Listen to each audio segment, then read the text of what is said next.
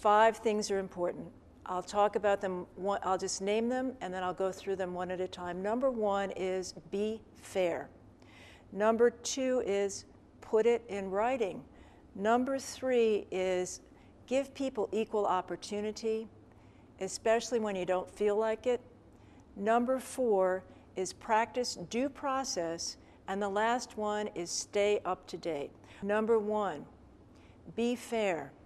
This is like saying the letter of the law is important.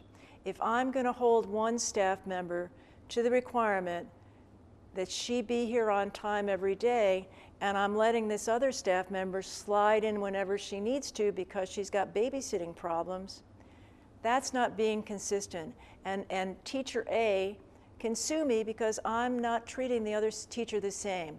Now, I believe in the spirit of the law, treating each person based upon her cultural background, based upon her individual background, but legally, I need to be consistent when it comes to enforcing the standards. That's number 1. I hope that makes sense.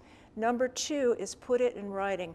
Courts tend to think if it's in writing, we went through a reasonable process to come up with this policy. People get in trouble when they don't have something in writing, but if it's in writing, then it's there for everybody to see, for everybody to sign off on, and for me as a leader to refer to. Do you remember that you agreed to this? No, I don't remember. Well, okay, let's go over it again. You did sign off on it at such and such a time. It's important that you know this. So put it in writing. I love what Head Start says. Head Start says, if it isn't documented, it didn't happen. And I also take that to mean if it's not in writing, then I can't enforce it. So put it in writing. The courts are going to say, you went through a rational process to come up with this. That's to your benefit. Number 3 is giving people equal opportunity. What I need to do as a manager is to stay up to date on what's going on with the law, to stay up to date with what new standards are, to stay up to date. So that might be hard because I got so many other things to do, but I've got to do it.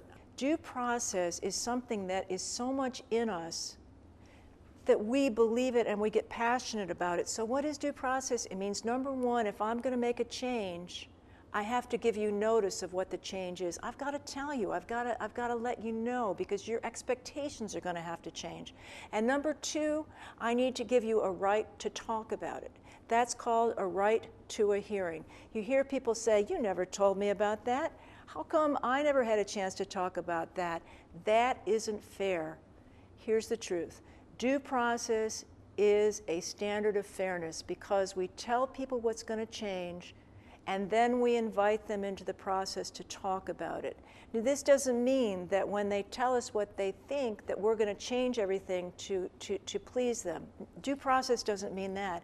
But it means, as a leader, if I want to be savvy and I want to be kind and I want to be legal, I need to include my staff in talking about key changes that are coming about, take into account what they have to say, and then change the policy if I need to, but if not, everybody at least has had a chance to talk about it.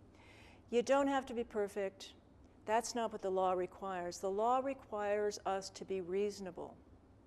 And reasonable means that we have thought about what we're doing. We have stepped up to the balcony and we've gotten perspective. It means that we hold ourselves to a professional standard, and so we don't just fly off the handle.